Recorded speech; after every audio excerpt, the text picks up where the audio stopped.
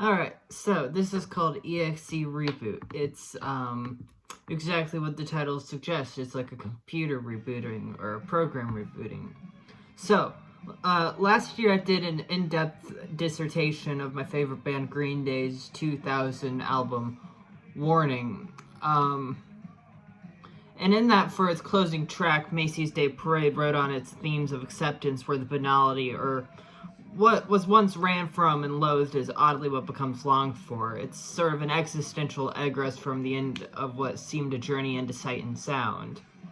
A ballad away from the jackass infused with lyrics simple in interpretation of this longing and understanding it, taking heed away from the album's title track and serenading into an optimistically, as much as it is sadistically poetic number, and with this acceptance in an aspirational fashion. Quote, "Give me something that I need, satisfaction guaranteed, because I'm thinking about a brand new hope, the one I've never known, because now I know it's all that I wanted," unquote. Even if, quote, "the night of the living dead is on his way with the credit report," unquote. The difference in Thieves and Crooks, or psychic vampires for the satanically inclined, have been relatively figured out, even if sometimes in the hardest ways. It reminds me of another solemn number by the genre-bending artist Poppy off her seminal 2020 album, I Disagree, called Nothing I Need, which similar sings an encouragement of taking a ride into what at times can be perceived as Ari, acceptance or strange realization regarding once held aspiration, dreams, wishes, hopes, goals, what have you. In subjectively used vocabulary, quote, "Everything I thought I wanted, I can see it's nothing I needed," unquote. And in spite of what can be likened to basically lusting after or for at one point, it doesn't matter anymore for whatever reason. With that, I can use many a label to describe my entity: writer, journalist, archivist, oddity enthusiast, Satanist, fly-on-the-wall, neurotic nihilist, erratic, eccentrically eclectic egoist, but they really fall under one or two of the same words mentioned in the brief list there.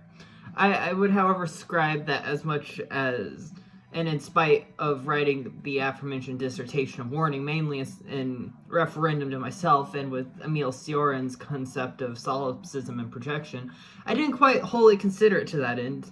That is rather a unique bit, given I would prescribe myself as highly aware and understanding of my own being, crediting it in a large way similarly to Patrick Bateman's obsession with music as a conduit, where I find myself a common ground in introspective information with media. Like, it's rare that I don't have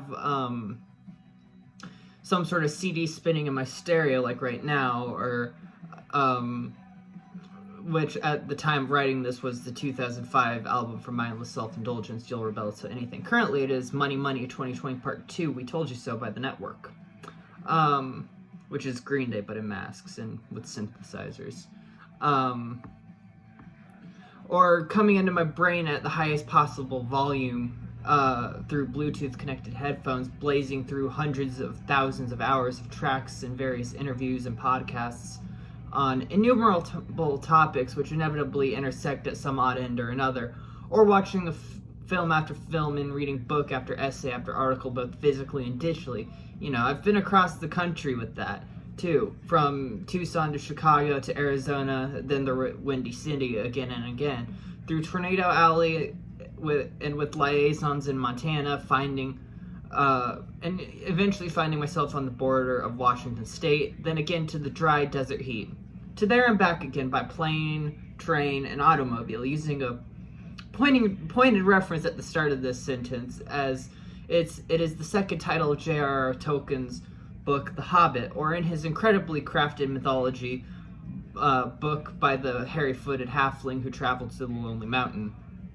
It's very meta that way, as we would say now. And then in Peter Jackson's screen adaptation of the work, An Unexpected Journey, Gandalf remarks to Bilbo Baggins that, quote, "The world is not in your books or maps, it is out there," unquote. As well as prior in this introductory chapter and in both book and movie, in his introduction and greeting to the son of Belladonna Took, his name and how, quote, Gandalf means me, unquote. Going back to the album Warning and its 9th track, Jackass, and how it relates to Uncle Rico in the movie Napoleon Dynamite and the state of stasis in this solipsistic and misery verity, prison is in the mind, as good old Charlie Manson once wisely noted. As stasis is just that. It's nonsensical to be in this plane of existence where nothing heals or grows in a great big white world of what used to be, with love for oneself and one another, as Marilyn Manson sings. What spurred as initial inspiration for the dissertation of the album was a remark I made whilst talking to myself in the mirror of a recording phone screen like I'm doing now. That Warning is the weird chaos of Green Day, and I still feel that idea to be true in its statement. However, in that, it's rather akin to Mechanical Animals as well. The unisex sibling to Antichrist Superstar weaves its web of narratives within the fugue of its tales. And within the fugue of its tales is that of the cold and blank smile from this dissociative being playing the Suicide King, trying to regain some semblance or symbol of soul. After the grandiose, all-encompassing self-annihilation and new beginning in hindsight of the reflecting God. With that, however, and like in the single, The Long Hard Road Out of Hell, it's essentially and neurotically, nihilistically living fast and dying so too. Or more clearly stating my point here by quoting from the recent, at the time of writing this and typing this up, and speaking this, album's ending number, Sacrifice of the Mass, and movie Oppenheimer at the same time. Quote, "The greater the star, the more violent its demise." Unquote. Maybe in that it is or was forced attrition in an unconscious as much as conscious manner, knowingly more so in the wake of devastation after thought to be escaping from, but everything's eventual, even in evasion. Out of the frying pan and into the fire, onto another pan and more fire following up, which makes such likenable to the speech from Macbeth, which goes so eloquently as to say that, quote, all our yesterdays have lighted fools, the way to dusty death. Out, bring brief candle. Life's but a walking shadow, a poor player that struts and frets his hour upon the stage, and then is heard no more. It is a tale told by an idiot, full of sound and fury, signifying nothing." Unquote. Idiot, overreaching jackass, or typical adolescent overextension. Icarus flying too high and believing in never coming down. Peter Pan syndrome, but in that we have the movie Hook and return to it in that still. Instinctive drift, it would seem.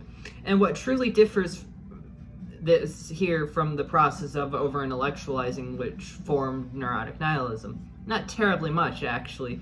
I really can't help myself but to do so. The real difference is gained further perspective, and that all I know is that I don't know, and I find that incredible from the bottom to the back of the top of the slide into a barrel again, a wide open road that's not too fucking narrow. So with that, there's a poem that goes with this, called Where to Go, Why Should I Know? So, the only way out is through, something old, something new. Redo, renew, revive, release. Something to aspire to, although none of it is free. Monetarily or mentally, mutiny of the mind and tales old as time. Accepted hypothetical, distressful parable. Conclave inconceivable, all I know from the bottom of the barrel, it's not too fucking narrow. Destination unknown, terminal, self-styled educational. What is inevitable when nothing's eventual? And so, yeah. That's what I had to write, or get out of my system, or whatever the fuck. I think it's very, yeah, I'm not even gonna comment. It should speak for itself in conjunction with everything else.